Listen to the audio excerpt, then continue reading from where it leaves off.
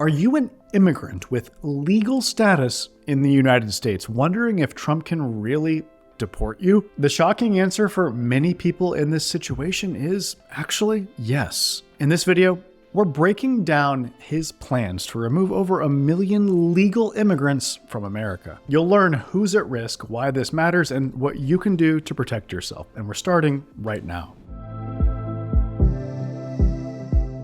I'm Brian Manning, and I used to be an asylum officer with the government, but now, as an asylum lawyer, well, I help immigrants all over the country to secure their future in America through asylum. Let me know in the comments if you've got an asylum case pending, or maybe you're considering applying. And listen, I'd especially like to hear from you if you've been waiting for an asylum interview with USCIS for multiple years. Let me know in the comments how long you've been waiting. Donald Trump has made his intentions crystal clear. He plans to carry out what he calls the largest deportation operation in American history. But here's what's different this time. He's not just targeting undocumented immigrants. He's going after people who are here legally through programs created by the Biden administration. Let me tell you about Emily, a lawyer from Venezuela, whose story is detailed in a recent article by the magazine The New Yorker. Now, when government agents broke into her house looking for her husband, who was a former police officer who had refused to arrest pro-democracy protesters, well, they beat her in front of her children. After that, she lived in hiding, moving from house to house until she could come to America through a legal program called humanitarian parole. Now, Trump wants to deport Emily and her family, along with about 500,000 other people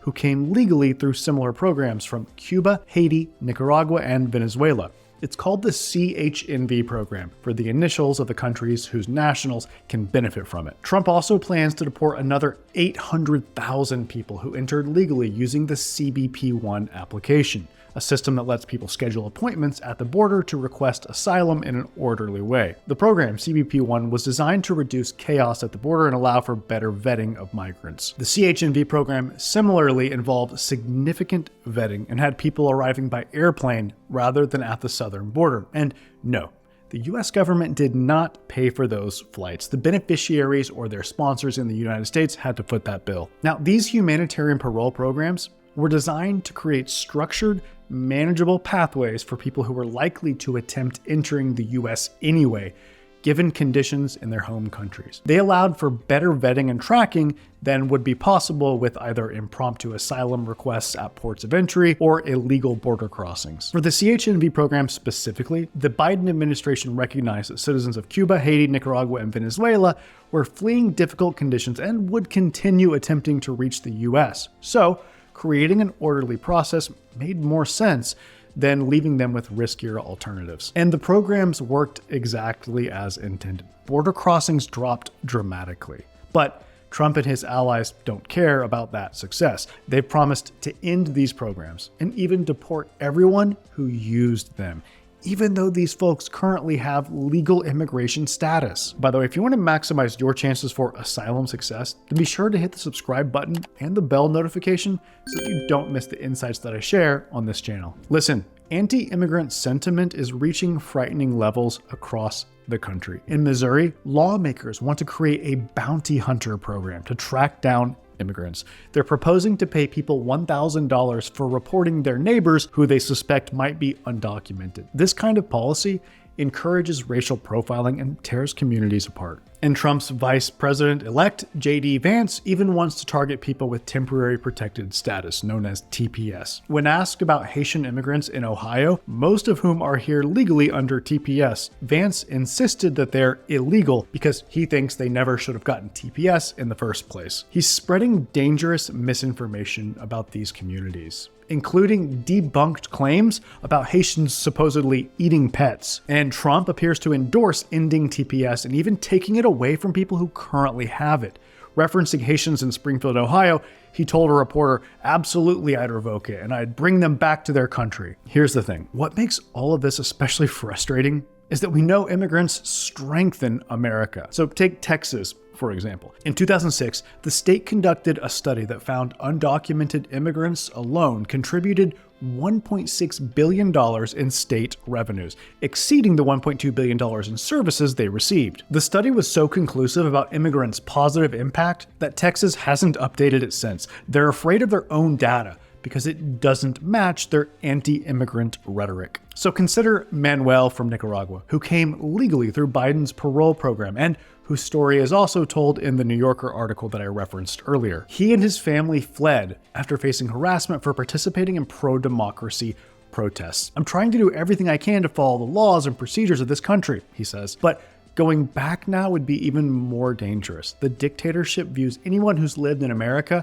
as a potential enemy of the state. Manuel and people like him are at real risk of grave harm if their legal status here is stripped. And listen, these aren't isolated cases. Every day at my law firm, we meet people who came here legally, followed every rule, built lives here, and now face the prospect of being torn away from everything they've worked for. Many have US citizen children. They own homes, they run businesses, they have social security numbers, they pay taxes, they're building a life here. Listen, if you might be affected by these policies we're talking about today, here's what you need to know. First, if you're currently in the US under humanitarian parole or TPS and you fear being harmed if returned to your country, well, you should consider applying for asylum immediately if you haven't already applied. A pending asylum application may protect you from deportation, even if your parole or TPS status is revoked. Plus, you can get a work permit while your asylum claim is pending. And that's important because if your parole or TPS status is taken away, you won't be able to work legally on a work permit